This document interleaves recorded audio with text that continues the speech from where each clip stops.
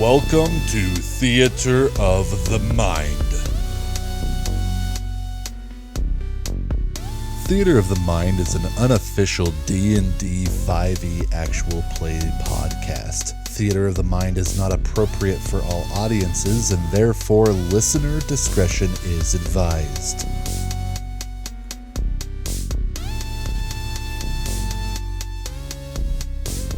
Welcome to Theater of the Mind's Dungeons and Dragons podcast. Joining me today is Amanda. Hi, I'll be playing Mel Kelly. I'm also joined by Jeremy. Hello. Greetings and salutations. I will be playing Elliot Brandybane. We also have Burnell. I'm feeling rather persnickety this day, and I'm playing Olnak Vaga Johnson. Also have Downs joining me. Hello, I am playing James O'Brien. And I've got Casey. Hi, I'm playing Emery Lee. Our story begins in Grand Junction, a small city on the western slope of Colorado. Grand Junction is a city that lives between two worlds. On one hand, it is a small town where the same couple families have run the local businesses for decades. But on the other, it is a city with the beginnings of the hustle and bustle. It is both a town where everything is just a short drive away, and a city with all the trappings of convenience. Nearby lies the even smaller town of Colburn.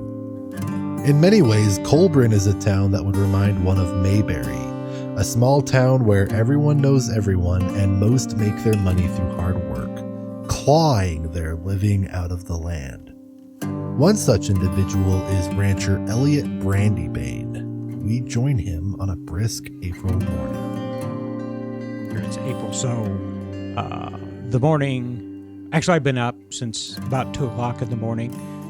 There's been a calvy heifer having problems, so we just delivered a healthy calf, and we've gotten back in to the house, got cleaned up, and drinking coffee as the sun comes up.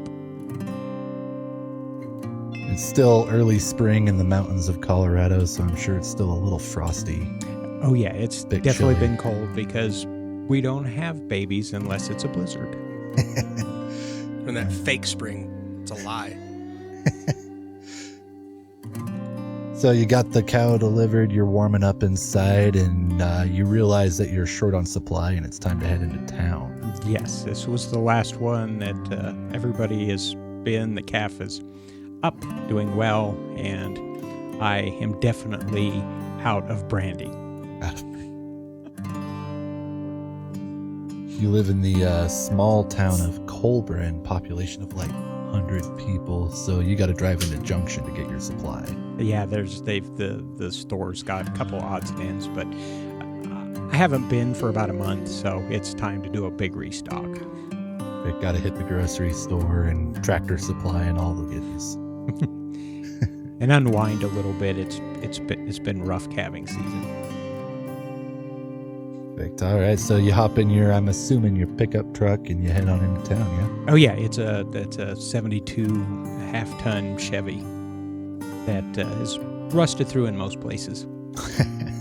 I get my dog Charlie and go, "Come on, Charlie, let's head back. You're getting kind of low on treats." What kind of dog is Charlie? Oh, Charlie is absolutely a border collie, blue heeler cross. Nice. Pretty puppy. High energy. So you guys get loaded up in the truck and you're making your way down the mountain. Find your way into town, no problem. Weather's decent enough. The roads are thawed. Oh, sunshine. That looks nice.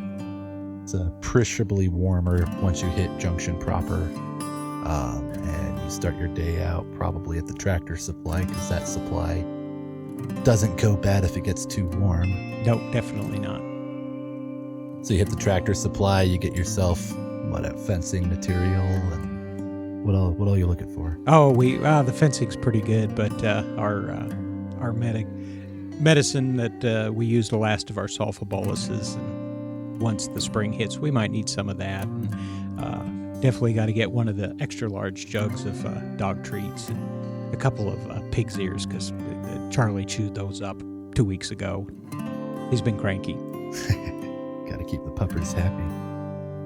So yeah, you get through the Tractor Supply, no sweat. You run out probably towards, I'm assuming you're a Sam's Club kind of guy. Get your yeah, big they're the bulk. old ones that do enough. But God, I hate going on the wait, what day is it? Saturday. It's April Saturday. Oh, I hate 1st. going on the weekend. It's so full of people. Yeah, you get there, the parking lot's pretty much full. I gotta park in the back. All the gray hair old ladies are hoarding their way around the sample carts. I tell them, all right, Charlie, you stay and protect the truck. Well, wake up, dog. Quit sleeping on. Fine. If somebody breaks in, bite them. Charlie just kind of raises his head and looks at you lazily and lays back down with his fresh pig's ear and just starts chomping. Yeah. Good. You get in and out of Sam's Club pretty easy. Get your food restock. I'm assuming a bunch of bacon, a bunch of eggs, meat, potato kind of guy. Well, yeah, we're going to avoid those silly vegetables. What do I look like, a hippie? In the background, you can hear your doctor crying. I've outlived 2 of them. It's fine. I'm not worried. Not entirely sure what this cholesterol is they keep bitching about, but doesn't seem to slow you down. So you get, this is a solid, probably 2-3 hours worth of shopping by itself there. Well, yeah, because you got to go over the aisles where people aren't, and they're waiting in front of the crap you need. So you got to wait for them to leave so you can go get it. Here's the real question. How well does Elliot handle going through the automated self-checkouts that they have? What the hell? You want me to... You know what? I pay somebody to do this, and,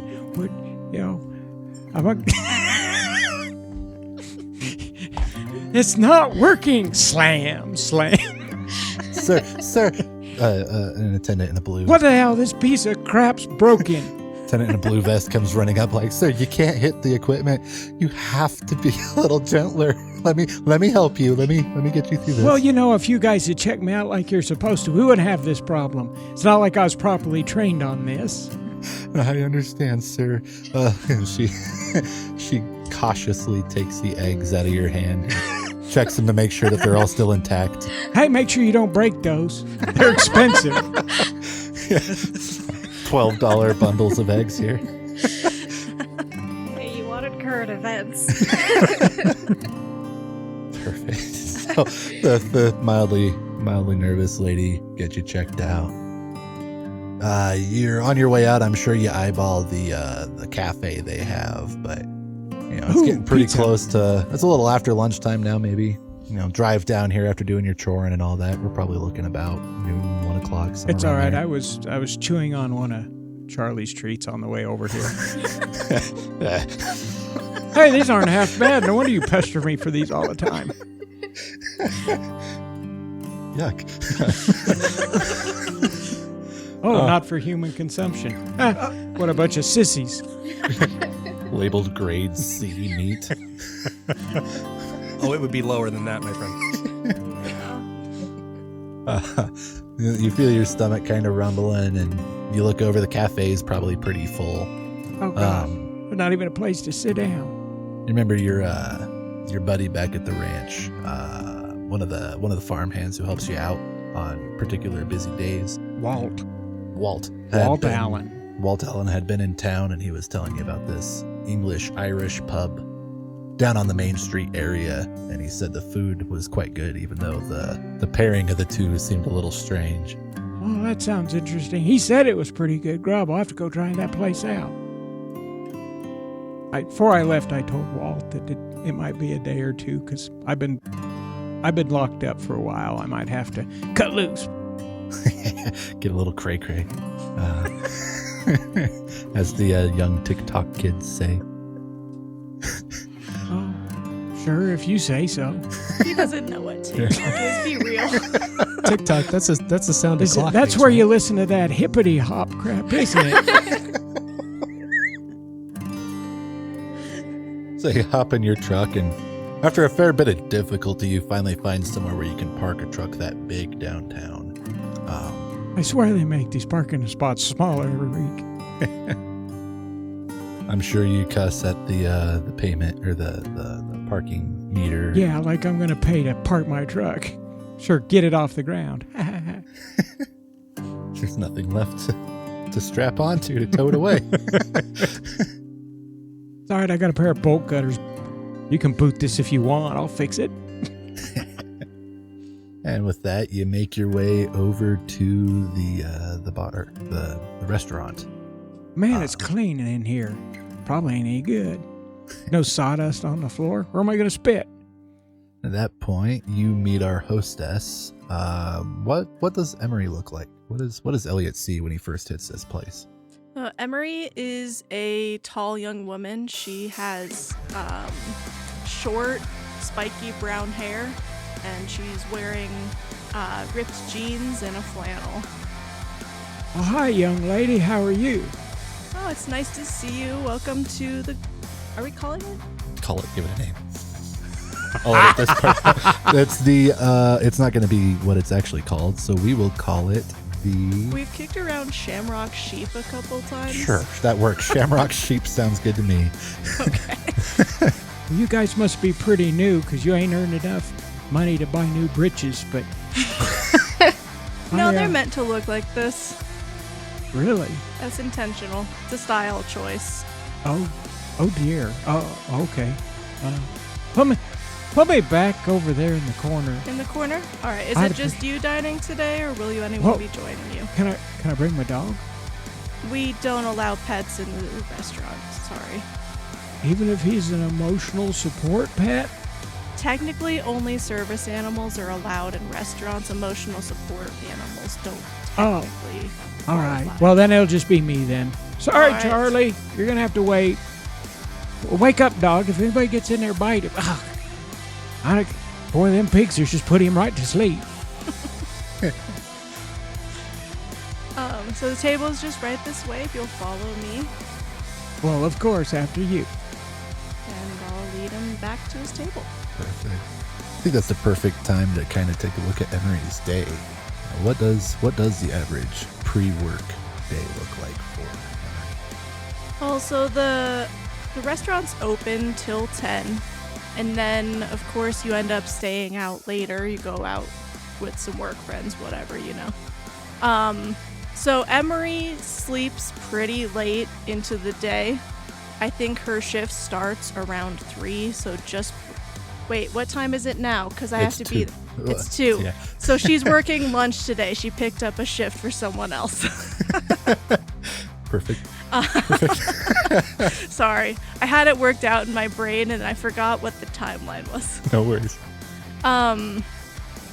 So she slept in pretty much until her shift started. She had enough time for a large pot of coffee, half of which she brought in a travel mug, and a rushed breakfast of a couple pieces of toast. Fantastic. And you're fairly new to the restaurant, yeah?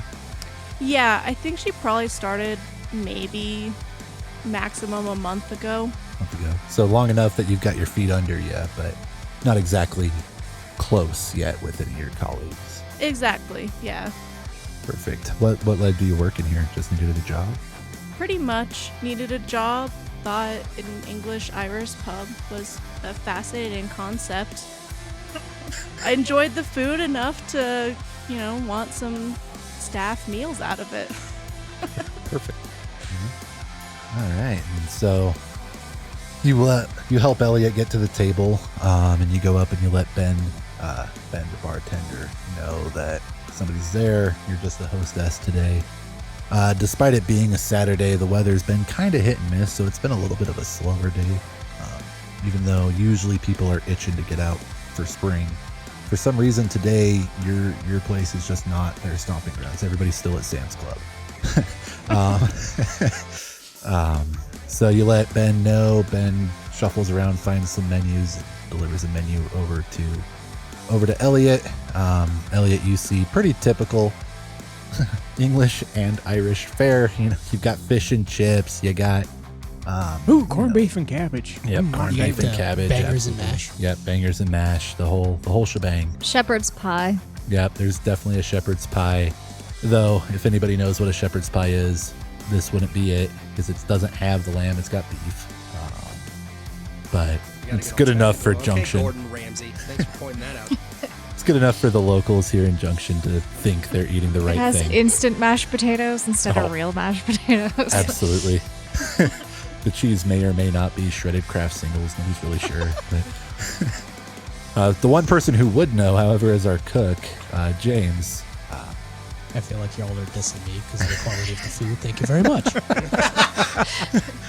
Sure, that's beef, but it tastes right. Right?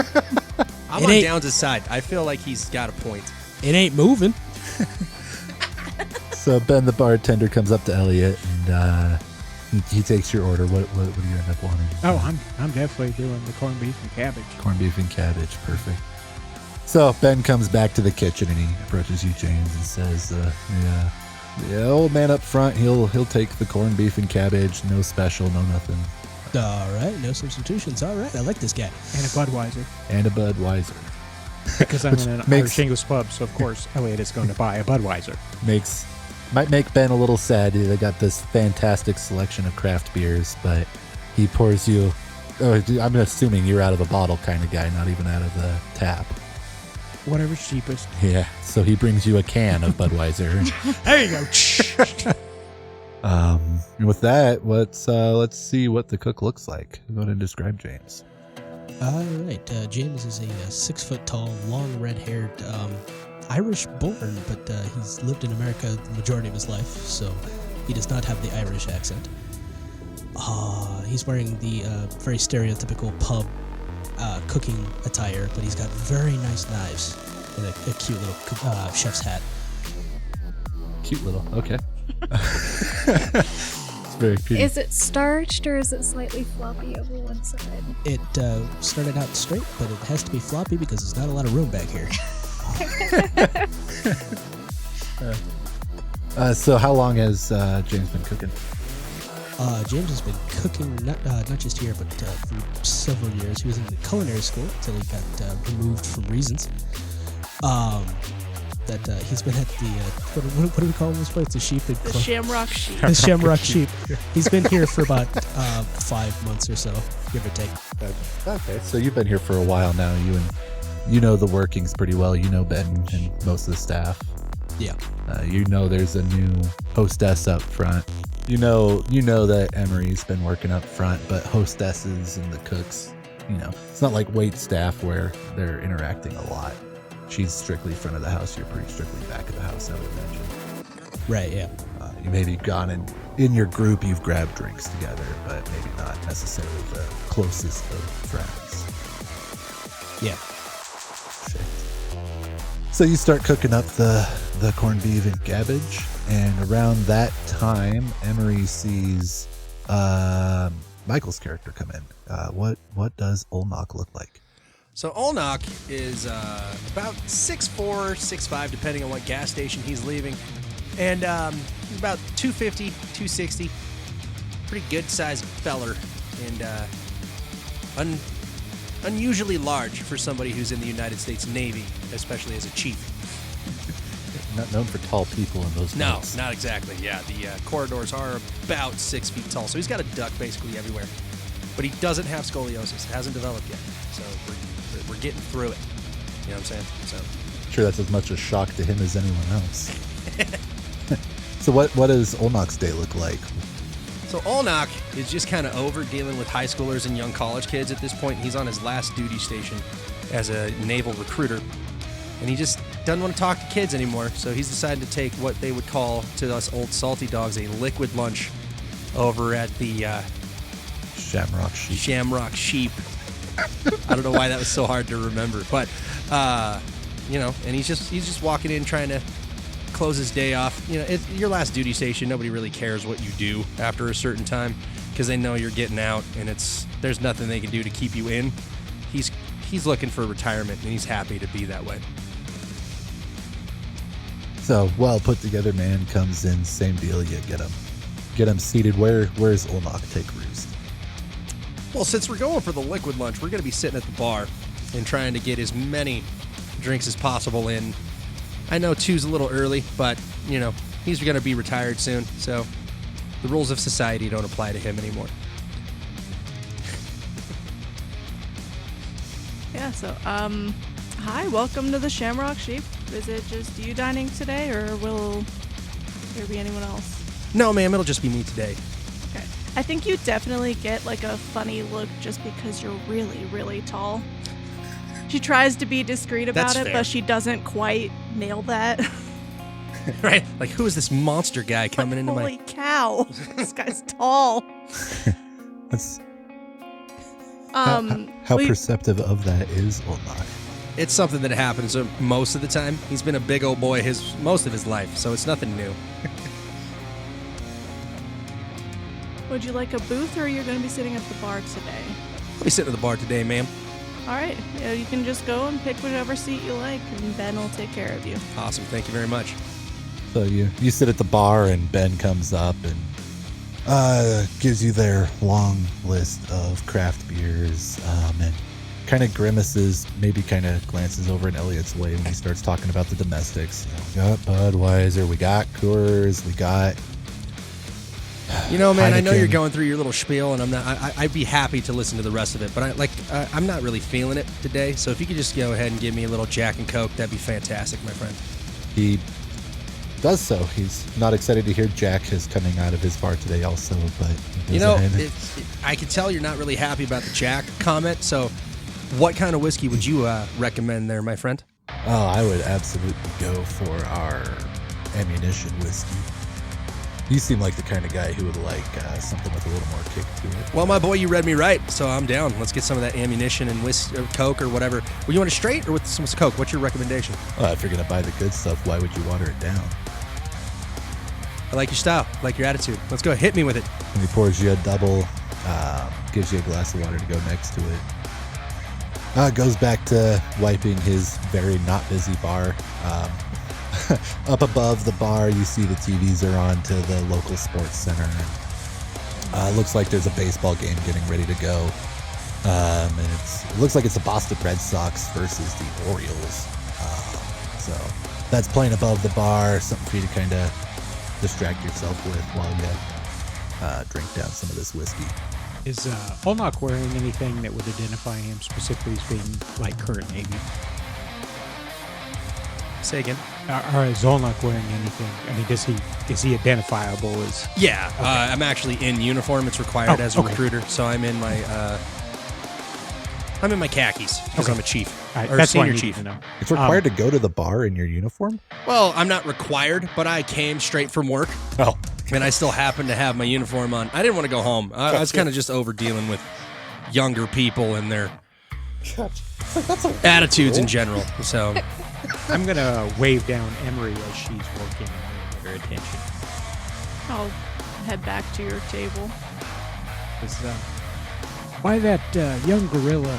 Give him whatever he's drinking and charge it to me. Sure. I'll tell Ben to put that on there. Hey, Emery will come up to the bar and just kind of pull Ben aside and, hey, the guy in the corner wants to buy this guy one of whatever he's drinking. Oh, that's very kind of him.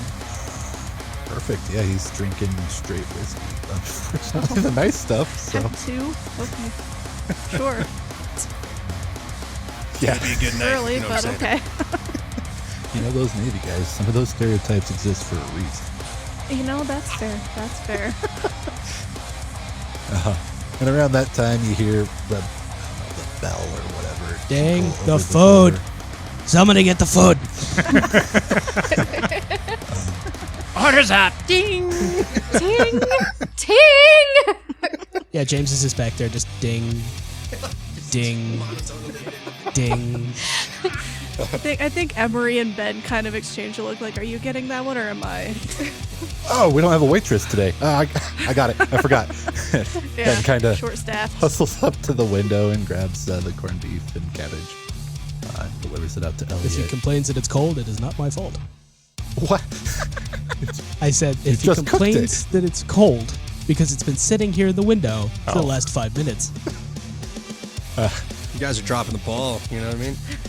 Ben brings the food over and places it down, and also heard you were wanting to buy that young man a beverage. So thank you for that. Just so you know that he's drinking whiskey tonight. We're looking at $10. That's fine. He's a serviceman, and I appreciate that. Oh, I'm sure he will very much appreciate that. I don't know the way he's drinking. He might notice it, but I'll notice. It is. He's going for it. We are all in. And about that time, you hear the door open, and at that point, in comes Melanie. Hey, so I heard there was a trivia afternoon. Where's Trivia- everybody? There isn't trivia today. I'm so sorry. Oh. We have trivia like once monthly. I don't think today's on the schedule, Oh. but I could still seat you at a table and you can have a nice lunch out of it. No, I already ate my shake, but I would totally love a beer.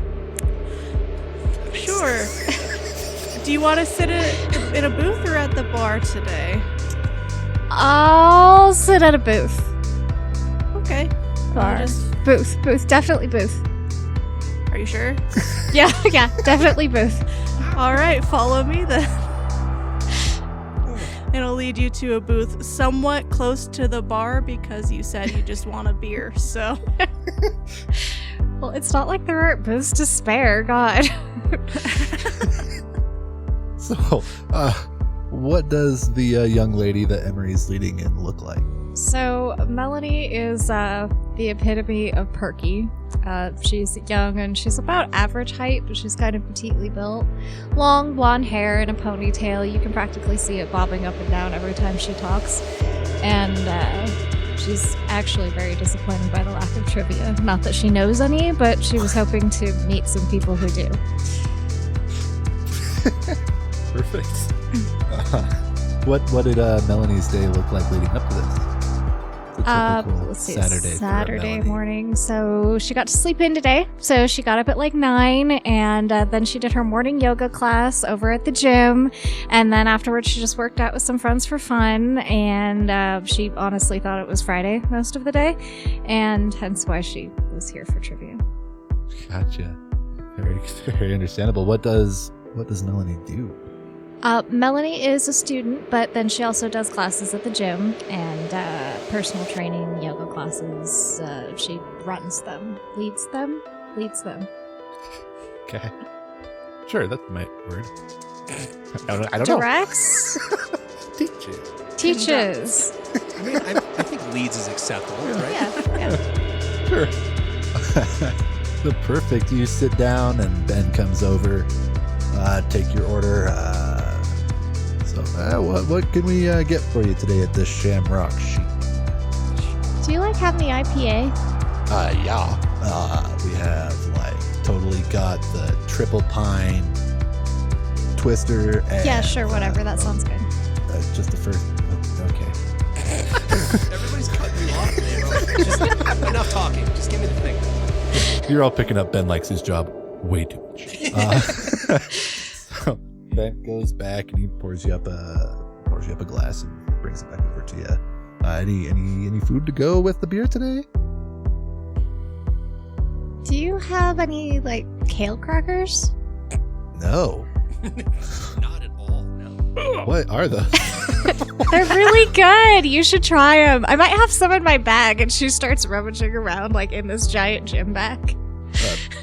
Ben gives you a reaction I'm sure you've seen plenty of times where it's just actually I think the cook needs me. Thank you. He politely-ish bows out. I could be wrong, but did someone up there just say kale crackers? Chips. Chips? Kale chips. They're really good. I swear, I found some in my bag. Do you want to try them? Oh God, no. God, she's got Thank you, the though. ears of a Something that hears really well. A bat. A I would say bat. a bat. ears probably. of a bat. The ears of a hawk. Yeah, because they're known for their hearing, not their eyesight specifically. No.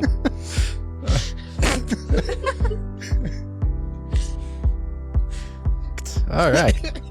So, a little bit of time passes. Olnot can see up on the TV. The athletes are well into the warm-up now. The typical sportscaster mumbo-jumbo is flickering across. The volume's been turned off, even though the bar is basically dead. You could probably actually use a little sound to make the place feel fuller. But the subtitles up there are reading all the usual crap about how if the Red Sox want to win, they have to score more points and make sure the Orioles score fewer points. And that's the only way they're going to win this sports ball game.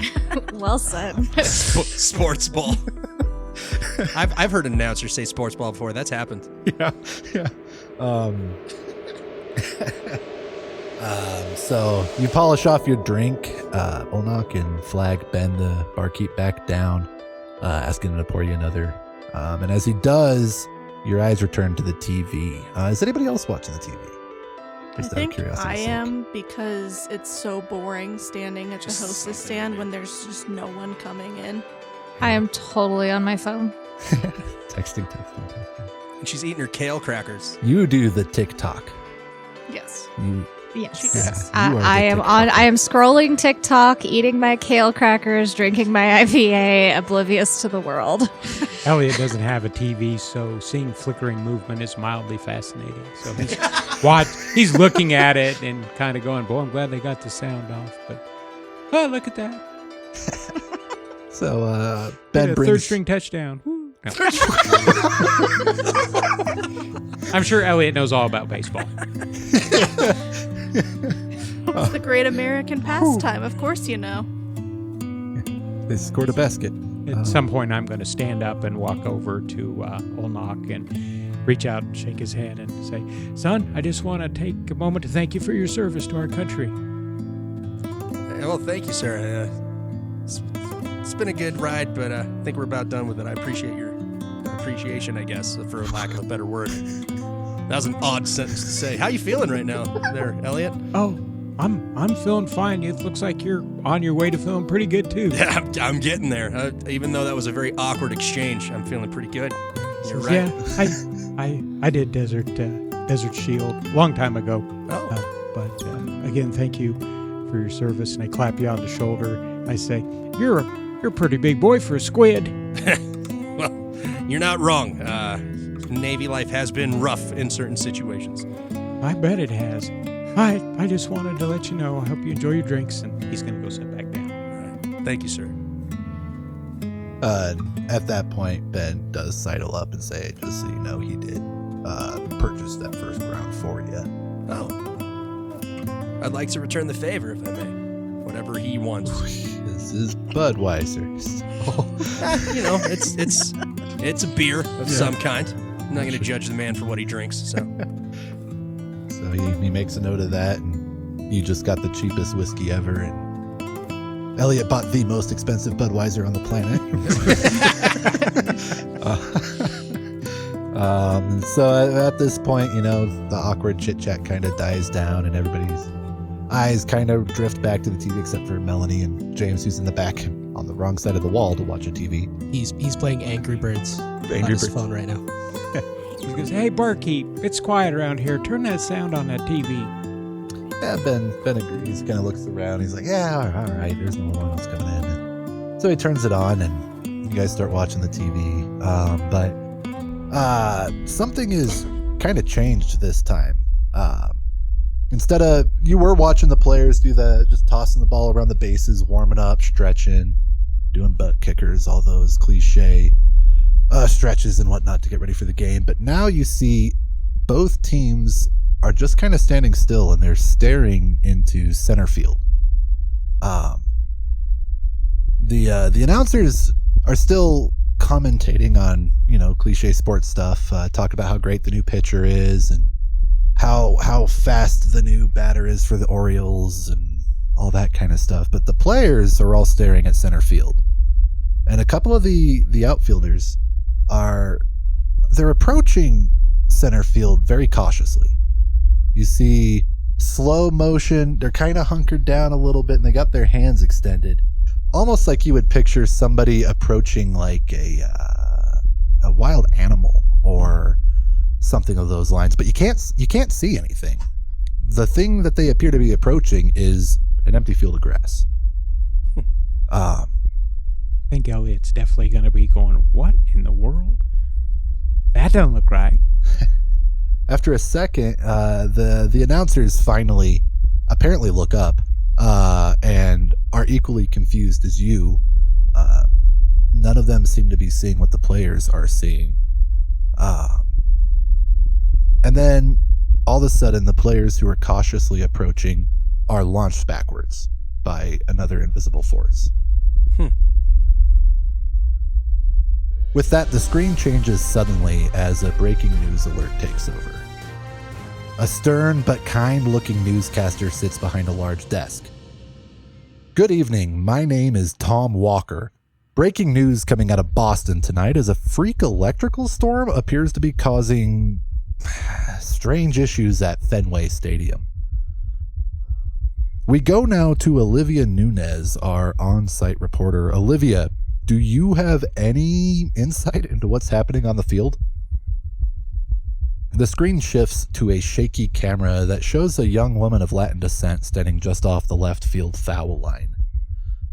Tom, our cameras appear to be having a hard time picking anything up, but there appears to be some sort of light floating just over center field. Just a moment ago, several players tried approaching the source of the light, but they were thrown back.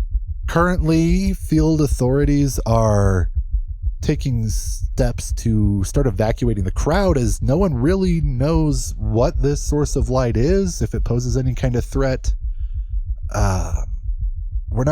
We aren't entirely sure what's happening. Olivia, our sources here are saying that this is connected to some sort of electrical storm. Is there any indication that that is what is happening? Tom, here on the side of the field, we aren't seeing any kind of storm action.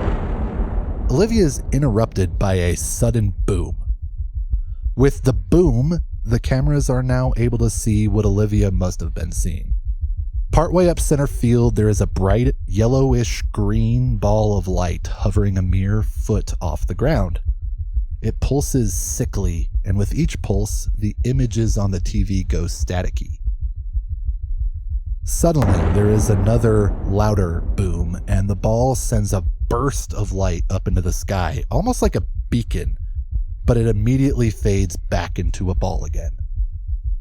The pulsing grows stronger, and the cameras seem to struggle harder. Again, another loud boom, and this one seems to stick. Where there was once a ball, there now stands a massive pillar of light. Olivia gives up any effort to seem professional and backs away off the field and out of sight. The rod of light pulsates violently, causing the screen to be in a near constant state of static. Suddenly, Tom comes back on the screen. We appear to be having some technical difficulties with our on-site equipment. For a better view of the events unfolding, we go now to John McNamara, our aerial correspondent. John, do you have a better view of what is happening? The image switches to a less stable shot that slowly rotates around the rod of light. From this view, you can see that the light reaches well above the cloud line. Tom, our equipment here seems to be working just fine, though I'm not entirely sure what it is I'm looking at down there. As John speaks, you see the pillar of light suddenly expand, nearly doubling in width.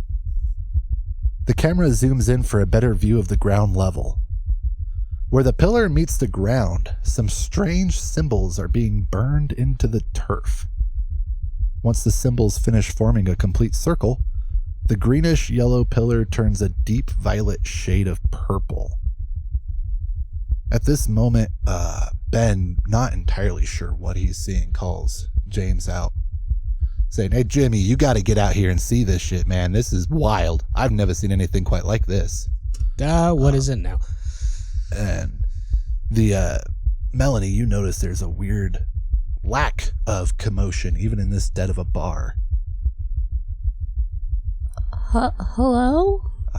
You notice everybody is staring at the ball game, but none of them are looking particularly excited. There's almost confusion or concern. When did they add pyrotechnics to baseball? Yeah, Oh, man. we were This, watching a ball game. What movie is this? Ooh, it's pretty.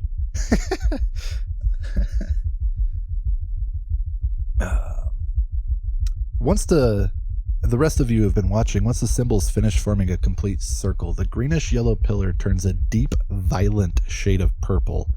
At the same moment, a figure starts to emerge from the pillar. A hooded figure with blackened armor plating steps out from the pillar into the light. He is brandishing some sort of weapon, not unlike, say, the scythe of a Grim Reaper. He turns back to the pillar and slams his scythe into the ground. Upon his impact, the pillar pulsates once again, this time far more violently than before, and immediately the image goes staticky again. Again, the screen flashes back to Tom. Well, folks, we seem to be having more technical difficulties with our The image again goes to static. Ben changes the channel, and this time has a newscast out of New York. The image only lasts for a few seconds before it, too, goes to static. At this point, Ben starts rifling through the channels, and every channel he's getting at this point is just static, so he turns off the TV and kind of runs his hands through his hair as if he doesn't really understand what he's looking at, which you can all probably relate to, and he turns around to face the rest of you and says, well, based off how shocked the rest of you look, I guess it's safe to assume this isn't a bad trip. I mean, I'm not on any drugs, Ben, so I mean, what the fuck just happened? What was that? I don't know. And as soon as he finishes that sentence, the lights in the bar die. Did we pay the electricity bill this month? None of us here have the answer to that question. I mean, she's got a point. I don't even work here, so. Elliot will look out the window to see if it's just the lights in the bar, if the across the street's off as well. As you look outside, you hear the screeching of tires, the crunching of glass and metal, and confused yells of pedestrians and other people. And you look you can see a couple streetlights from inside the bar. They're dead. I guess it's a good question. What time of the day is it right It's about, I don't know, 2:10, 2:12, somewhere in that ballpark. It's afternoon. Yeah. But like traffic lights, you would see Afternoon. those. now? Oh, it's afternoon. Oh, Yeah. Well, gosh. don't worry about it. I'll just see what the internet's reporting. And I the, go to the my phone. internet. Yeah, I kind of feel like the Young internet's lady. probably not going to work, miss. But, you know, you could check, I guess. I'm gonna Google breaking news, like New York, whatever random combination sounds good at the time. You hit the power button on your phone and nothing happens. Hey! You hit it again. You hold it. You do every trick you could think of. Unfortunately, you strike me as an iPhone user. Unfortunately, it's an iPhone, so you can't access the battery, but you try every trick you can, and nothing. Your phone is not turning on. I don't The think internet's broken. This is unacceptable. What kind of service do you call this? Do you guys think she even noticed that the lights are out everywhere? Did you think anybody caught that? It's 2 o'clock in the afternoon. Who needs lights? That's actually super wasteful, and it's really bad for the environment. Oh, good Lord. I think she ate a bowl of stupid with lunch. Ben tries turning the TV back on. It does not turn on. Toggles the light switch. It does not work. And for the first time ever, you guys realize, you listen and you hear nothing from outside. There's no traffic. There is no chirp of helicopters. There is no familiar sound of jets or planes of any kind. It's quiet. Elliot's going to look down at his wristwatch, which of course is going to be a wind-up wristwatch. Is A his wind-up. wristwatch still ticking? Truly wind up, no battery. Truly wind-up. That's working. Huh. So Elliot's going to get up and go just walk to the front door and look out and look up and down the street. You look out and you see there's several car accidents. Lots of people just getting out of their cars, everybody throwing their hands up, a couple folks yelling at each other. People checking their phones. And as best as you can see, nothing is working. Hey, I don't know if any of y'all care, but there's some fucked up shit going on out here. As you're talking, you feel the ground shake a little, and you hear a couple moments later a fairly loud bang coming from the north, up where where the airport is. There's a fairly loud bang that comes from that area, shakes the ground a What bit. in the hell? Goes back in. Okay, that's some weird stuff. Did y'all feel that bang? Yeah. Yeah. Something's gone seriously wrong. Do you guys think it has to do with that thing on the TV? I don't know, but I'm going to go check on Charlie. I'm going to run out and check on Charlie. Charlie's just out front. Yeah. Or is he in your truck? He's in the truck. He's in your truck. Yeah. You get to your truck. Your truck being as old as it is, I'm assuming it was a key unlock anyway. Mechanical. And a 72. Yeah, so was you're able to- mechanical key. You have absolutely no issue getting into your truck. Your dog's fine. Charlie's maybe not excited that he's been sitting in a truck by himself. You know what? I don't give a damn what that woman says. Come on, Charlie. We're coming. I'm going to leave you out here. And I check on my go bag to make sure it's on the floor where it stays. Yeah, your go bag is still there. Okay. All right. Well, it's still there. I make sure the doors are locked. And I come inside and I look directly at Emery like, Extenuating circumstances, I don't care at this point. Oh, he's fluffy. Can I pet him? I don't know. He might bite. But if he doesn't bite, you can pet him. Oh, I'm going to pet the dog. Obviously. Obviously, I'm Let's have going you to pet the roll dog. for animal handling. The first roll. roll of the game. Ooh, can she pet the dog? Oh, I have -1 to that. Oh, no. Nice. That's going to be a 2. Yeah, Elliot, or not Elliot. Elliot doesn't bite Charlie. you. Charlie, you do so bad, Elliot bites you. No. Charlie, now, she's trying to be nice now. Sit down quietly and let the nice girl pet you. Nice Offer thing him a is, kale he's, chip. Yeah, no, good Lord, I'll don't. feed- He probably smelled probably the what he kale. That's smelled, probably why he yeah. tried to bite you. They're way better than they sound.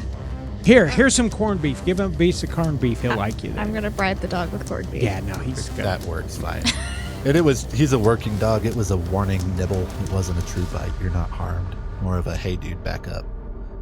Blue but healers. I Yeah. just wanted to pet his fuzzy little ears. Once he takes the meat out of your hand, it's a completely different dog. He's all about you now. See, he's fine.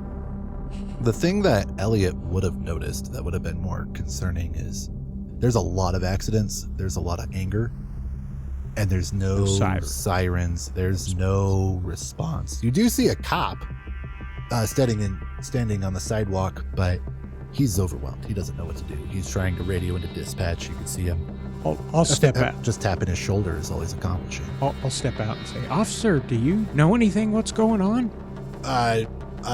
Right now, sir, all I can say is you're probably best served staying inside, staying safe. We appear to have some sort of wide-scale technological failure. But right now, what I could say is inside safer than out. Okay. So please go back in the building. I've got injuries all Okay. down this street and no way to radio anybody to help me. We've got first aid kits. We could probably. Does anybody here know? Either you military folk have any medical training? I mean, I know basic first aid. I could probably help with minor cuts and bruises. But Yeah, and if we have any major breaks or anything. And Elliot's proficient in medicine, so he absolutely could help. I have an all-ace bandage, and I probably have some CBD oil in my bag. That'll totally help with all the broken bones and dying. That's The cop, seeing you in full uniform, definitely turns his attention towards you, Olnak, and he doesn't ask for it, but you can tell he's wanting some help.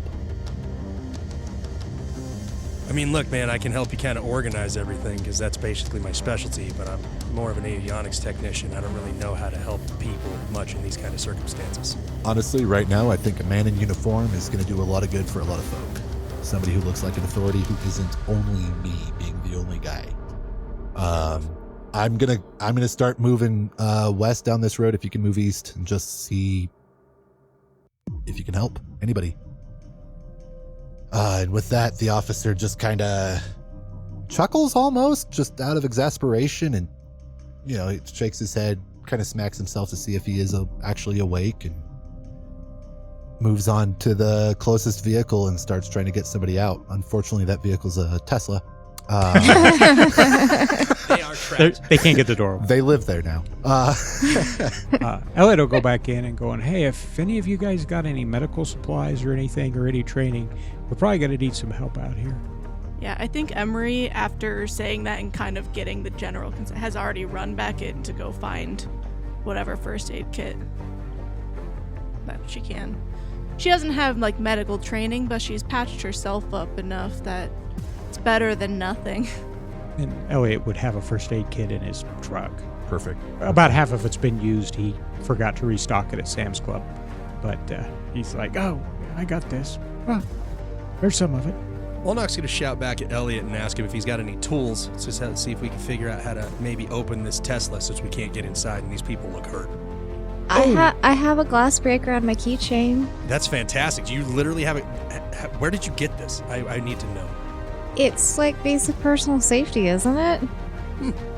That's news to me, but it'll help us out. So bring it on over here. Let's get it done. Elliot will step out of the back of his pickup with a sledgehammer. Or you can use this. You know what? I think the sledgehammer is going to be a little more effective, but I appreciate your tenacity, miss. We can try that one on this other car over here. I'm just saying, you get the little, just in case you get stuck in a car, you never know. I was going to think of a spark plug. I've seen that trick on YouTube before, so I mean... By the way, it's totally one of those pink carbon fiber things that's like glass breaker, like fake brass knuckle, self-defense. Elliot was in motor pool, so he's like, oh yeah, let's peel one of these babies open. Perfect. So Olnok and Elliot tag team the Tesla, and in a short manner of time, you are able to create an exit out of that vehicle, and you're able to. Thankfully, it's the SUV model, so the windows are big enough. An average-sized person can get out pretty easily. You're able to get them out. Thankfully, this particular individual didn't have any injury. As soon as the power stopped working, the wheels stopped spinning. They just skidded. They stopped. And thankfully, it was downtown, not a freeway. So They went from 20 to nothing now. They're maybe a little bruised up, mostly just scared. Yeah. Maybe a little mad. There's still the dealer plates on this car. They it's they brand just acquired it. But you're able to get them out. You're able to get them off to safety. With seeing you guys handily solve that situation, the officer just kind of nods his head in your direction and takes off to see if he can help any people further down the road. After he turns his back, I'm going to go back to my pickup and pull my pickup pistol out of the deal and slip it under, kind of put it in my belt, under my shirt, going, I don't know what's going on, but just in case. I'd rather be prepared than not, so. While that's happening, between Emery and Elliot's kits, you guys are able to get together a complete kit. This is one of the rare restaurants where the first aid kit's actually fairly intact and fairly updated. James is really good at the knives, and he doesn't injure himself very often. Goes a long way. Boy, Jim. While this is going on, what is James doing? Speaking of James's knives, he went back into the kitchen and is calmly checking his knives and putting them back away, and then just shoving them in his back pocket. Much to your relief, the knives do still work.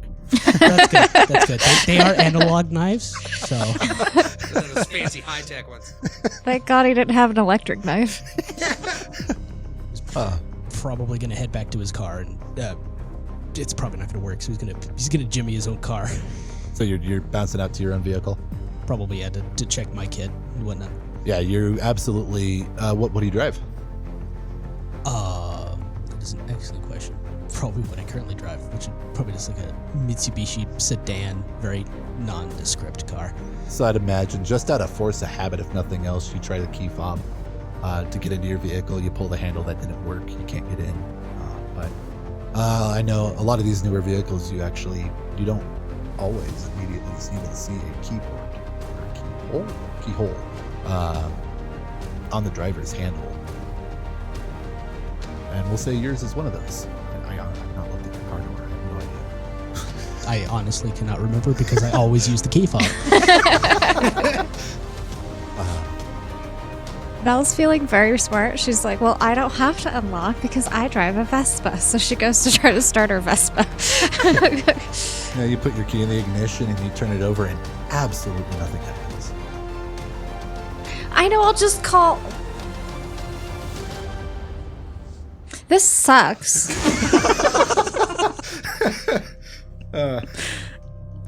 So, Elliot and Olnak, you see James staring at his car with key in hand. I'll grab my sledgehammer and say, "You need us to let you in?" I have a less brutal approach to this. Oh, okay. I mean, you do you, man. It's not fun swinging a sledgehammer on a car window at all. So, it's cool. And Elliot will hand him with a smile. You want to try? I'm not at that point yet. Okay. This might be fixable, and I would like to keep all of my car windows intact. Thank you God, I very much. appreciate your just enthusiasm. It's fantastic. Your optimism knows no bounds, James. There's next to where the handle opens, you can usually pry that open and get a manual key in. I have had to do that because I have an old car. It's older, not in good condition. Right. So you take her advice, I'm assuming, and try popping that off. Yeah. If worst case scenario, I can go back inside and grab a coin. Perfect. Yeah, you're able to pop it off, and that is absolutely where your keyhole is. Got it. Your keyhole's there. It is the key port. Is it the key port? I liked port. I don't know if that's accurate, but it's fun. Okay, the key port becomes accessible. You put the key in, you're able to unlock your car. You're in. Cool. See, look at that. No sledgehammer. I'm gonna hand that back to you. I'm just saying it would have been more fun. That's all I'm trying to point out. We can do it on the next car. Can I try the sledgehammer? I would love to see that. Yes. Good Lord, no. Please. Elliot, why you gotta ruin the fun, bro? We're trying to have a good time. The sledgehammer weighs more than she'll she probably does. hurt herself. She seems very fit, actually. Thank you. I'm glad very- somebody noticed. Just gotta, kind of rock it off the shoulder, man. We'll get it figured out. Don't even worry about it. Momentum goes a long way. So what are you trying to get out of your car now that you've gained access? My bug out bag. Oh, your bug out bag. Perfect. So we've got 2 bug out bags and the majority of a first aid kit. Did Olnak bring anything with him, or did he walk here?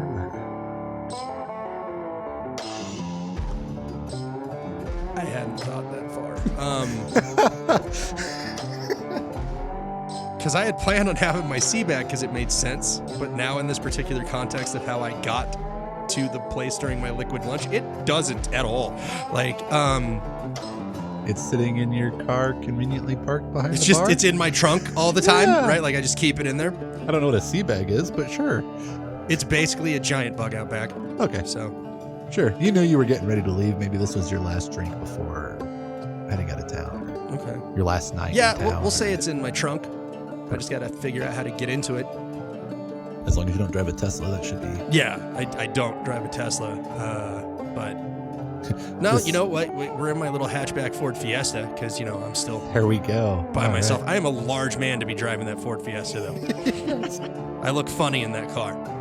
Is the whole car lower on one side every time you get in? So you go over to your car, sledgehammer in hand. Same exact thing. Out of instinct, you try the key fob, nothing happens. Yours, however, I know you can see the key ports, Yeah, but you know I what? think James is maybe staring at you, seeing if you're gonna bash in your own window. You gonna do it? Yeah. I'm gonna do it. I've broken that back window before. We're gonna go for it. This is fun. Yeah, you and I both know how incredibly easy I feel like the you back hear window this breaks. very, very quiet from the back. Hee-yah! As she tries to use her little glass breaker thing. Ow! I think I just found a use for your ace bandage there. Yeah. Belle. Melanie. Melanie. Okay. You know what? I would have a blast swinging this sledgehammer, but since we've already broken into one car, Melanie, you want to give this a shot? You want to try this with the sledgehammer, or are you good with your broken hand there? I'm fine, thank you. All right, that's fair. Oh, that would have been so much fun to watch. That's what I was thinking. Anyway, I'm glad somebody else is on board. All right, so you're gonna just bust I'm in gonna your back blast window. it, dude. All right, you do so. You are a very, very large man with a very, very large hammer. You get through that glass. No sweat there. Didn't even have to swing hard, yeah. So you've got your bag in hand. So we've got 3 bug-out bags. I have my used gym ace bag. bandage, a gym bag, and most of a first aid kit amongst the crew of you. And I think at this point, this is the first time you guys realize. Now what? You've got some stuff. Well, We could carry on down the street. Like, the cop asked us to, like, he asked you, I guess, to maintain order, but people look hurt. I wouldn't mind helping some people out. I think that's probably go try to help out. yeah, I'm on board with that. Let's try to help as many people as we can. We don't know what's going on yet. So you keep making your way down the street. It's a lot of the same. Again, the main street through Junction is designed quite intentionally to make it to where going fast is not an option. It's a very twisty, switchbacky road and a lot of pedestrian traffic. If you're going much over 15, you're gambling really hard. So most of the incidents you're finding are minor. It's mostly people in distress, emotionally. Their nice car just quit. And then everybody around them's car just quit. There are some out-of-towners who are now, at least for the short term, staying in Junction.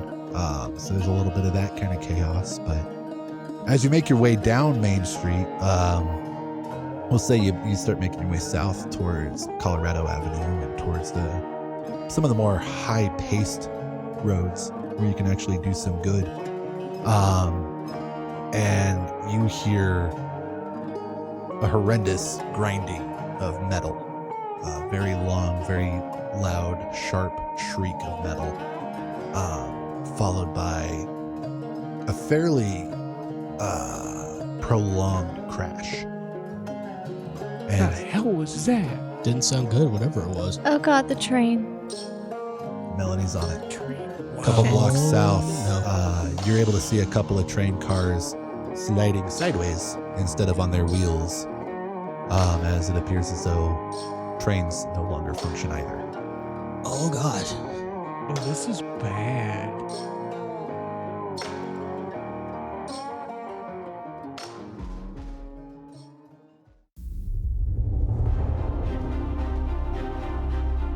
Hello there, listener. I'm just going to interrupt briefly and give a quick news update.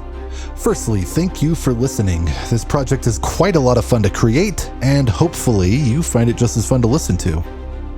Second, we wanted to take a moment and thank our friends at Board Fox Games in Grand Junction, and specifically Trudy. Trudy and her crew were generous enough to help us do some advertising at the Grand Junction Comic Con by including our flyers in their goodie bags. There's actually a decent chance that if you are listening to this episode near its release date, Trudy's crew is why. If you're local to the area, Board Fox Games is a terrific store with just about anything you would need to run your own D&D campaign, as well as just about any other tabletop role-playing game. They regularly host game days and have done their best to help keep gaming going strong in the Grand Valley. For an idea of what all they do, visit them at boardfoxgames.com. If you like what you've heard so far, please find us on social media. We currently have a Twitter, TikTok, Facebook, Instagram, and YouTube channel, as well as our own website. The links to all of these can be found in our link tree, which can be found in the podcast description. If you would like to support this podcast, currently the best course of action would be to share us to your friends and family. Leaving us reviews on your preferred podcasting site would also be a tremendous help. This first episode is fairly exposition heavy, but episode 2, which is already released, gets into more of the D&D side of things. Anyway, that's enough for me. Thank you again for listening, and here is the rest of the episode.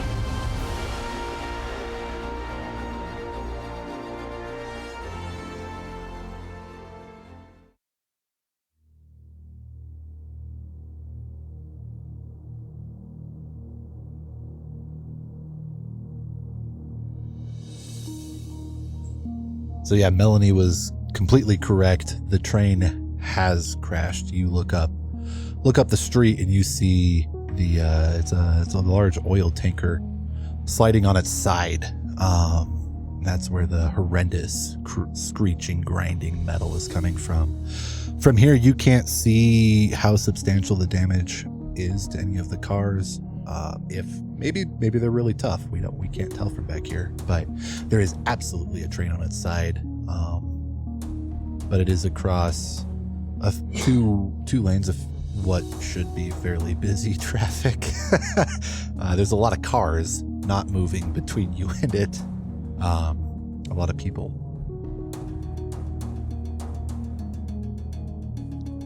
Should we get people away from... I don't think people should be standing near an oil I'm guessing train. they would probably run away if they saw it coming. I ain't going anywhere near that. Yeah, there's a whole lot of not help we can do over there. I do not believe this is the direction we should be going. Maybe our commanding presence can yell at everyone to get away from the train. Hey, you morons, get away from the train! Okay, let's go! Run that way! Hey, we probably better go find that cop. That's something he should probably deal Yeah, we with. should probably let him know about that one if we can. Yeah, this is Not a lot outside we of our can do about wheelhouse. Hey, Roscoe! You probably better get some of your help over there. Yeah, the cop down at the other end of the street is looking up the same way, just like... We've got some Band-Aids, but you get the fire department. Just Is get your some radio people over working? here so they can do stuff. And he just kind of looks at you. He's like, "If I could, I Right, would." the radio's down. Yep. We're like right next to the fire department. I can Look, see look. it from here. Well, that's true. We Two are right blocks next up to the from fire here. department.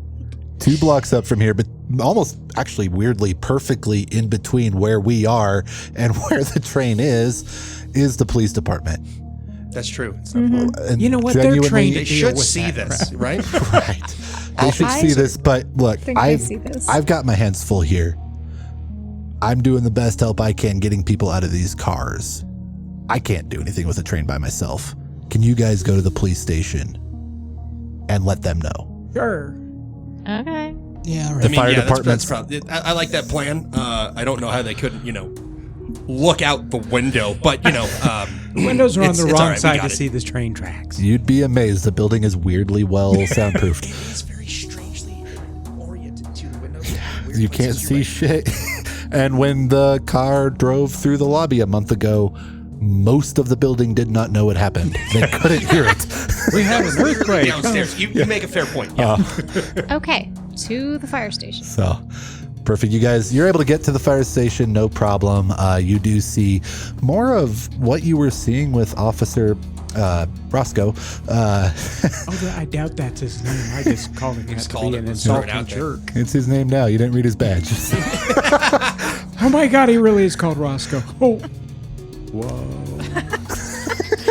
So, you get to the fire department and the police station, and you see more of what you were seeing with Officer Roscoe. A lot of guys standing around, just kind of lost. There's a lot of plans in place to handle a lot of emergencies. There's not a lot of plans in place to handle all of the emergencies at the same time. Especially when the radios go down. Exactly. A complete communications failure has occurred. You especially, Elnok, are looking at the officers, and you're not seeing any insignia indicating higher ranking officers. You're seeing a lot of just straight up patrolmen, a lot of EMTs kind of outside. They can't get in because it's all electronically locked down. The building, all the doors are mag locks. They cannot get back into the police department without breaking in. Right. Question I'm thinking of, is this bulletproof glass? You can't tell just by looking at it. Okay. Oh. Because that could pose a problem. I bet this is bulletproof Yeah. glass. Because if we can't break through the glass, we have a new problem. We can't get inside to get... Is there a Stuff. key override? There should be a key override for if power does go out. God key? Should be some sort of emergency. There's You got guys none of you have any ability of knowing that currently. So seeing a man in naval uniform approaching the building, clearly on a mission. You're not just... You're one of the few people rather around. large Yeah, naval. an incredibly large naval man in uniform. You stand out, and you're one of the few people. You guys, the five of you, are some of the few people in the area who look like you are actively trying to do something. So a lot of the officers kind of turn towards you, and a young officer, full mustache, the whole shebang, comes up to you, Ulnok, and is trying to put on some air of authority. You know, he's not going to be out authority by a naval man. Excuse me, sir. What can we help you with? We're the ones trying to help you here, numbnuts. So I need you to strap in and pay attention real fast. There's a train over there on its side, and what I need you to do is figure out with your little merry man band of people here how the hell you're going to help that out, because we're only 5 people, and there's more of you than there are us.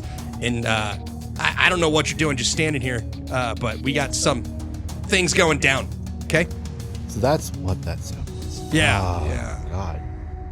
God. He kind of just runs his hands through his hair. Any energy he had to try to look like a professional is gone as soon as he hears that a train has now also derailed on the worst day he's ever worked. And he kind of looks over at the other officers, and he turns back. He's like, honestly, man, we can't get in. The other officers are in there. We have no comms. We can't get into the building to get to any of our stuff. Can't they get out?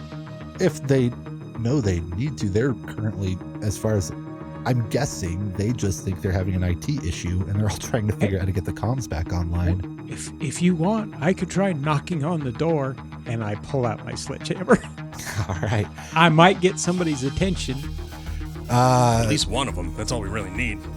The young officer, you know, he's initially he's looking like he's gonna say no, but an older officer comes up, puts his hand on the young man's shoulder, and he says, "Hey, man, or hey, son, we're gonna let him try. We cannot get in." Operation Knock Knock. So with that, you go up to the front door. Battle formation. Yeah, front door. I'm going to go, I hope this is bulletproof glass, because if those bastards try to shoot me, it's going to piss me the hell off. I'm going to put the sledgehammer down. I'm going to spit on each hand, pick it back up, take a axe swing, just pull back and just go knock, knock, bam! You put everything you have into that swing, and you hit it. It's bulletproof glass. It just bounces off. Okay. Hey, they're not going to shoot us. I mean, we're safe. We could keep trying to get their attention, at least. Do you And think they heard that? I don't know. I'm going to look in the window. You look through the window and you see one of the clerks staring at you with wide eyes. I'm going to put the hammer down, and I'm going to wave the come here wave, and then I'm going to hold my hands up so they can see I'm not carrying. Come here. I'm going to mouth very At clearly. that point, the older officer comes up, puts his hand on your shoulder, and pantomimes. Yeah, come on out. Yeah, that's actually probably a good idea for you there, Sergeant, I'm guessing. I don't know. I don't know your insignia. Yeah, Sergeant Johnson. Fellow Johnson, indeed. All right. Shit. That's why that sounds familiar. It might be my cousin or something. I don't know. It doesn't matter. Anyway. Another Johnson, I'll be darned. Yeah, but he's not a big Johnson. You got to be old to get that joke. You know, we can't all be blessed in certain ways. You know what I mean? I do believe that was rather lewd when there's ladies present. You act like a sailor would care at all. Well, if we see any ladies, we'll warn them ahead of time. Oh, fuck off.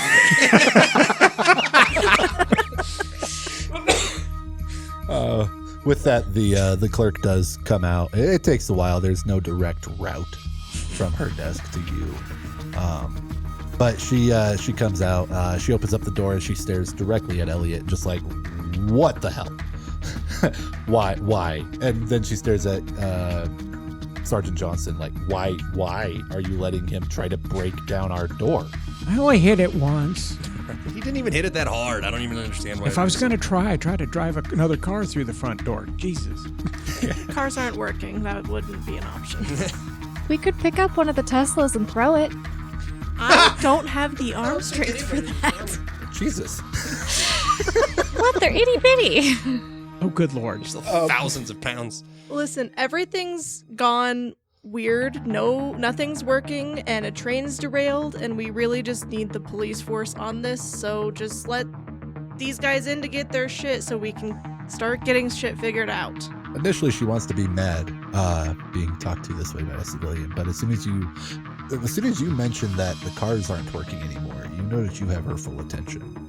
She says, "This isn't just our building." It's everywhere.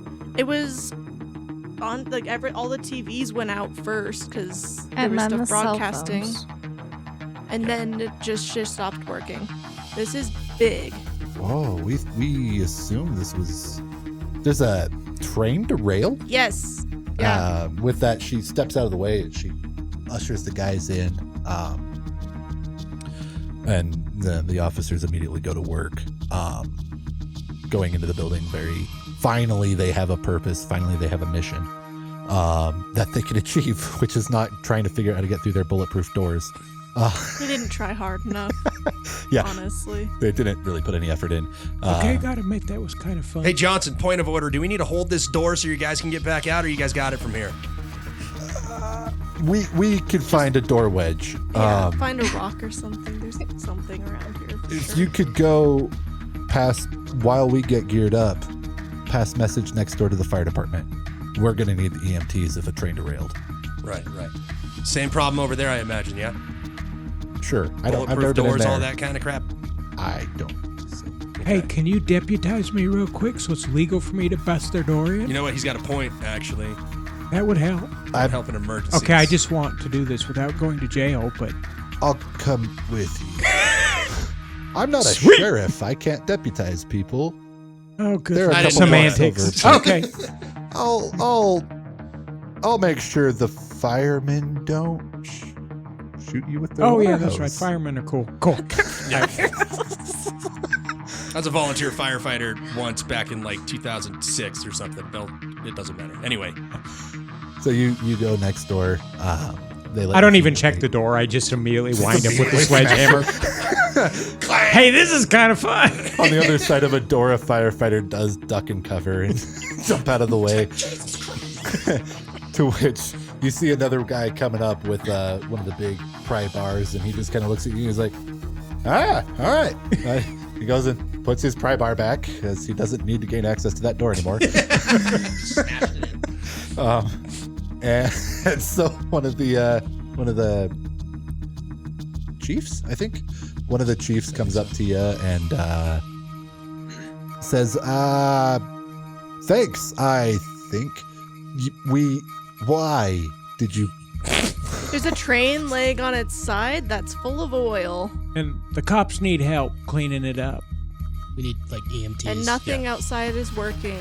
There's no cars. We picked up on that part. No Yeah, there's probably a lot of radios, people hurt, too. no I don't know if you had picked up on that part yet. Yeah. You see that one of the fire engines has made it about a foot out of the building before everything finished falling right. apart. So they're like, yeah, we got the car part. Yeah. We were on our way to a fire. Hope they're okay. Train derailed. That's what the noise was. Yep. Okay. Immediately the paramedics go to their trucks. Thankfully, everything there is key lock. They're able to get into their trucks. In fact, I don't even think they lock those. That'd be weird. Yeah. Good point. Why would they add an obstacle?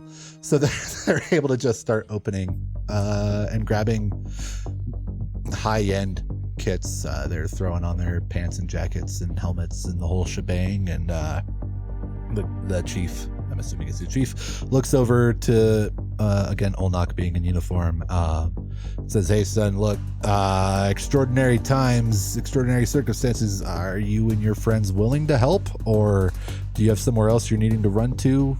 Or what? We could, you're a big guy. I don't know. I had a Zoom meeting in 20 minutes. Yeah, I'm pretty sure the Zoom meeting's not going to work. That was Just, a joke. Hey, That was a joke. guys. We could just go over there to that park that's right next to the station and politely ask all of the folks who don't have any other place to go if we can have the bikes they stole as perhaps a mode of transportation. The bikes they stole. I was not expecting that sentence to go that deep. I was not expecting bikes to be the conclusion of that sentence. Well, they've got them all. There's also like 3 bike stores downtown. Right. Oh, right. Wait, we were we sort could of steal the bikes. advertised. We Steal could our own probably. bikes. Wait, no, it's what's that called? You, not commandeer. Loot. Yeah. you're- Loot. Commandeer. No, we No, are it's- official police business. Yeah, I know. Are we all willing to help? I guess that we never really answered that question. I Oh, apologize. yeah. for that. Yeah. Well, yeah, I was trying to get us The more fire efficient chief is now transportation. staring at a group of apparently thieves. I have nothing else going on is the point of what I Yeah, was. I I thought it was trivia night, so like I don't know. Yeah, I got nothing else happening. So All right. Well, It's a it long sounds walk like- home, so We're not exactly a band of people who've met. I don't know if you picked that up. Yeah. No. Yeah, More or less put what's together your than you name? appeared 5 Giant, minutes ago. hugely tall man, I don't know any of your names. Yeah. right? Oh, hi, I'm Elliot. Elliot Elliot. Brandybane. Cool. Mel. My name's Mel. Elliot Of course Mel. it's Mel. I'm Olnok, and before you ask any weird questions about what the hell my name means, we'll address that later. It's not important right now. I'm. you and I literally working in the same building. I know your name. I didn't know Well, yeah, but I just know you're the cook. I just know you're the cook who doesn't know what kale is. Yeah, I mean, I we know what still don't kale know your is. name, It's so disgusting. I'm just Yeah. gonna call you anti-kale. anti-gay. Not Anyway, as good as I'm Tarragon. Emery. That's James, since he doesn't want to introduce himself. Thank you. Thanks. Appreciate that. I think we lost Ben somewhere. I don't know where the hell he went, but He's probably sloshed back at the bar. He does seem to be a guy who would panic in this kind of situation, so. Ben's trying to save his IPAs. I see. I feel like somehow guarding the Olnok bar may have from left looters. the bar with his drink in his hand. yeah. Swishing it, right? Like, Well, I'm Chief Johnson, and there's a lot of you- Johnsons in this town, I'm noticing.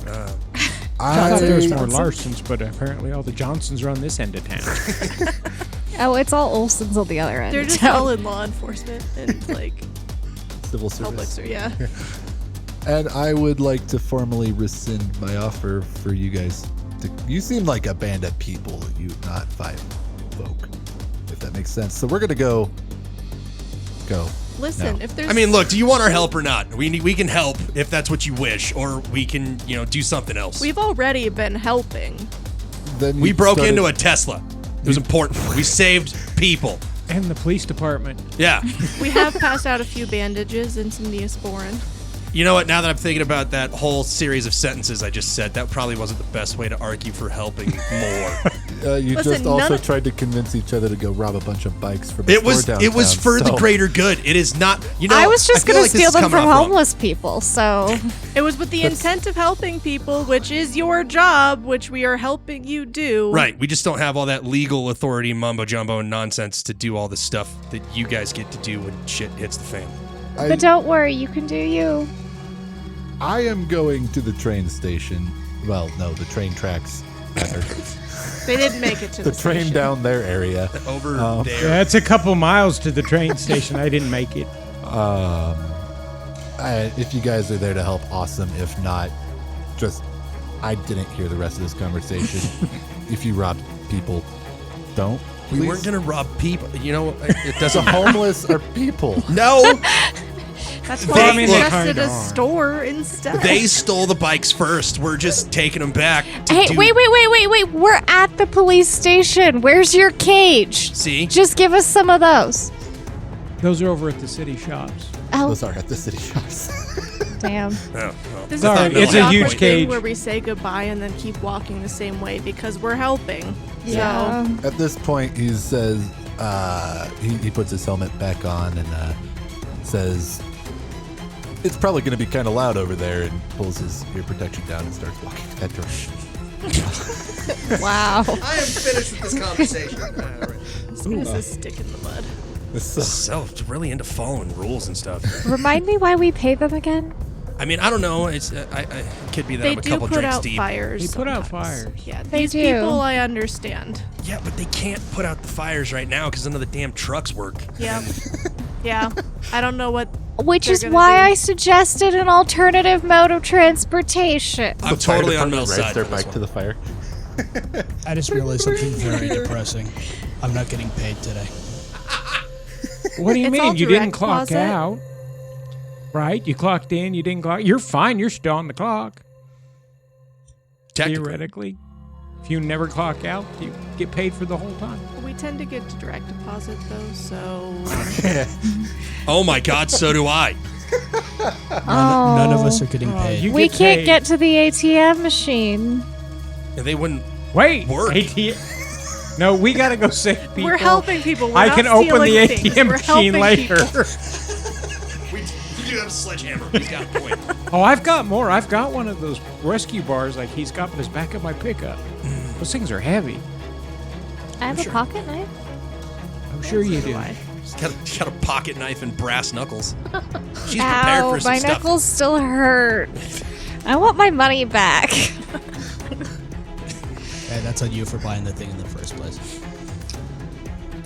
So I think we are following this guy down towards. As we're still bantering. just like Absolutely. straight at each other at the same time, Every now and again, you see him pick up his pace.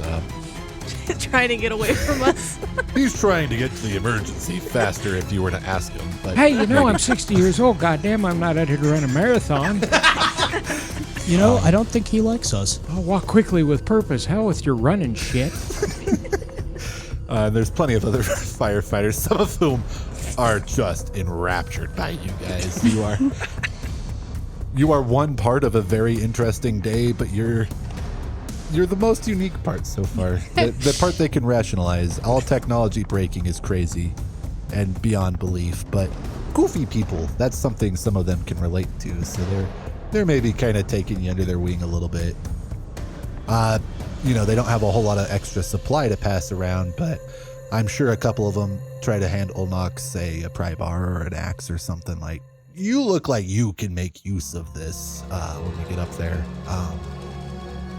And as they're walking and trying to assess your skills, I'm sure they give Elliot some extra first aid gear.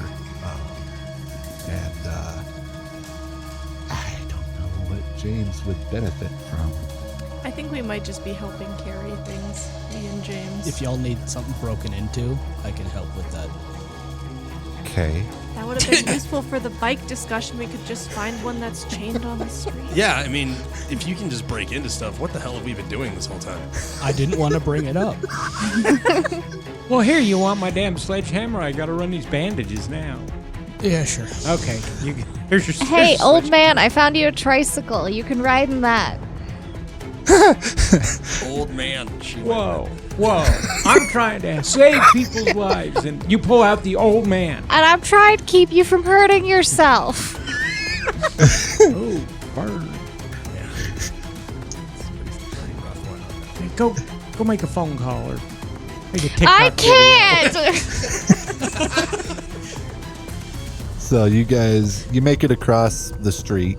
The easiest time you've ever had jaywalking, because again, nothing's moving. There is a lot more damage as you're getting closer.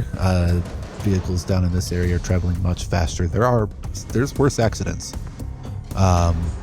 There's more screaming. There's more sobbing, and there's definitely some anger. Again, just an abundance of confusion as you're making your way towards the train. But thankfully, it does seem as though enough people in this area had their wits about them to realize, look, yeah, this is an issue. Yeah, my car's broken. That is a train full of mystery liquid. I probably shouldn't be here. So there is a decent amount of people moving away from the crash. As you're approaching, you do start to smell the very distinct fumes of natural gas, oil, fuel leaking out.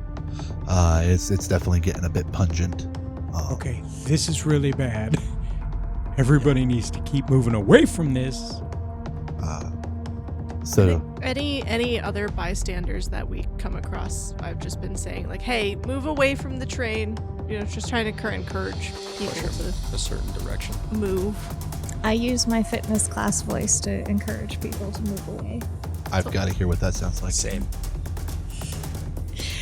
Okay, everybody, listen up. We're all gonna move over here, away from the funny smell. Away from the funny smell. You, knees up, that way. A very perplexed soccer mom That was snaps amazing. to her inner spin class programming has come to life. In And the high gear program. she grabs her kid, throws her over her shoulder, and just starts booking it.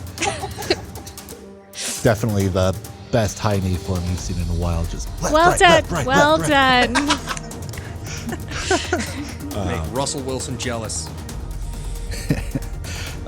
You do see ahead of you, obviously, this was a big train. This is mostly an oil tanker. There are some cargo box cars on this train, but it's mostly oil tanker. And it's the whole thing is on its side. There is absolutely leaking liquid fuel. You're not obviously you guys probably wouldn't know if it was diesel or raw oil or what have you, but there's definitely things that should not be leaking out, probably flammable, absolutely leaking out. Not gasoline, or it would have been on fire by now. Do you think we should light it on fire so it Good, doesn't no. end up in the river? No. That would be a At least terrible idea. Explosions and Yeah. people burning to death. Yeah, let's avoid that for the moment. I thought we let the fire department handle that part and we just focus on like, well, I don't know. Could we People- just herding people away? Just like, I think they call it Scrapes and bruises. establishing a perimeter. Crowd Does anybody control. think they're actually going to have any of the stuff they need since they don't have the trucks? It's a pretty large chemical spill. Fire department would be ferrying it on their backs if they couldn't drive. I know they would. Okay. Yeah. There's hydrants and stuff too. Okay. that They can I was access. legitimately curious. So Yeah, no, they would be, because it's close enough to the fire department. They would be like running stuff back and forth for it. That is the one good thing. This crash, quite literally, is only three blocks Yeah, it's not from far. the station. yeah, we're going to want to direct people away. I think is definitely the right path as best as we can. The fire department's going to have to take care of this spill as best as they are capable of. I'm thinking we'd be looking for walking wounded, get them moving, and then if anybody can't walk, we need to like get them out, carry, drag, whatever it takes. Let's go ahead and have a round of perception checks from everybody. D20, right? Yes, D20 plus whatever your perception is. It'll be on your skills page. That was a satisfying. Yes. We're running on passive perceptions, right? Yes, you cannot roll below your Below. passive. Well, I rolled my passive perception, so I got a 10. Tie. Oh, you got a 12. 12. 13 minus 1 would be a 12.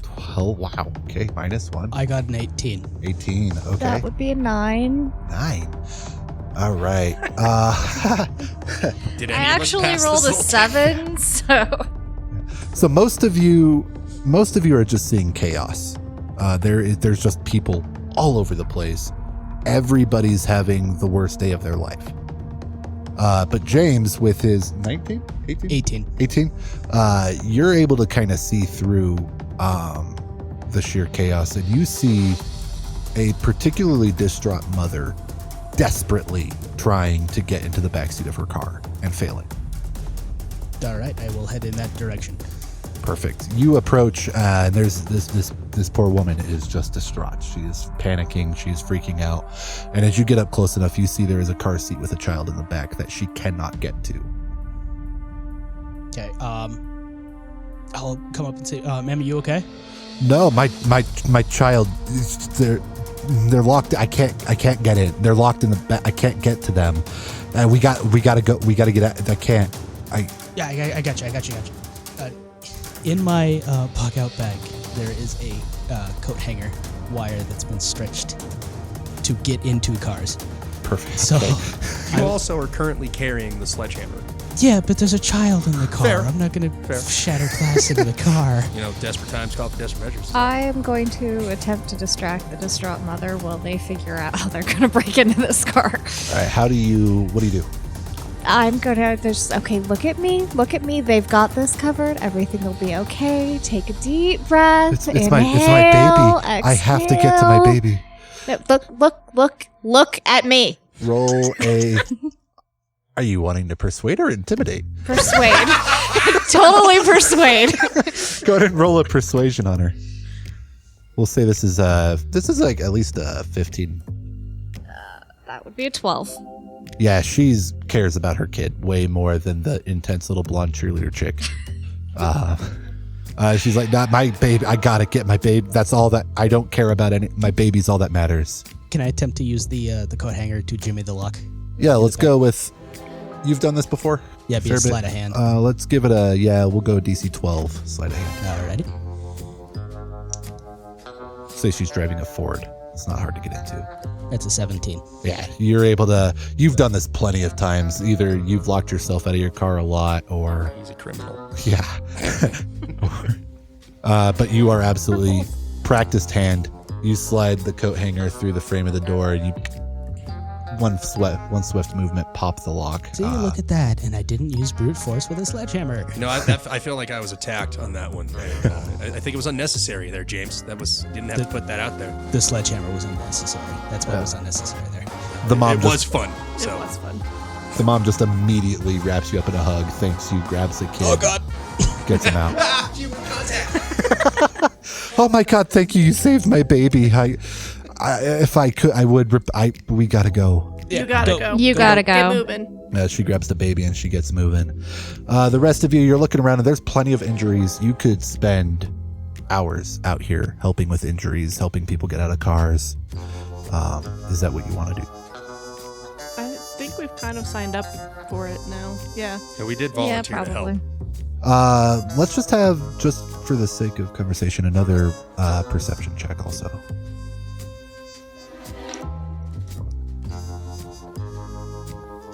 We'll go 14. 14. I am rolling dog shit. 11. Okay. James got Oh, I got a 14 that time. 14. 12. 19. 19. All right. This time, maybe Melanie's just miffed because that mom just totally blew her off, and she's not used to getting blown She's a off. little upset. Yeah. So you step back and you survey the area. For the first time in a while, you actually pan out. You're looking at the bigger picture. You remember earlier there was the boom and the ground shook. And as you look towards the airport, you see a large pillar of fire coming up from that, or smoke, large pillar of smoke coming up from that area. There's several smaller fires around town. And as you turn around to survey the train scene, you see a fire starting in a building near the train wreck. It's small, and currently it doesn't appear as though anyone else has seen it. But you know beyond a reasonable doubt that it, if unchecked, is going to lead to a bigger problem. Mm-hmm. And with that, we're going to end the episode. Feeder of the Mind is Jeremy Arfston as Elliot Brandybane, Amanda Arfston as Melanie Kelly, Michael Burnell as Olnok Vargar Johnson, Michael Downs as James O'Brien, Casey Weingarten as Emery Lee, and myself, Mike Schock, as your Dungeon Master. Typically, we will be releasing episodes every 2 weeks, but to celebrate our release, episode 2 is already out. The music this week was sourced from Epidemic Sounds, who we are not sponsored by, under the Creative Commons license. The songs used in order are Man by Headland, On the Flip Side by Divorce Applause, T1000 by Splasher, I Despise by No Sons of Mine, Nosebleed Section by Sightless in Shadow, Poisonous Bites by Offcuts, Glittering Lights by Rain Jewels, Lost Tales of Catalonia by Daniel Cade, LFE Drone 3 by sound effects producer. News to Me 3 by John Bjork. PREL Bed Rhythmic 3 by sound effects producer. Riot in the Capitol by Bonnie Grace. Imperious by Bonnie Grace. Dark Outlands by River Foxcroft. The Portal by Bonnie Grace. Emerging Shades by Piper Ez. In the News by Martin Moses. Displaced by Robert Ruth. Creepy Cockroach by Xperia. 911 Close Call by Robert Ruth. The Spy by Wendy Marcini and Danger Ahead by Etienne Roussel. The Theater of the Mind theme was written by Mike Schock.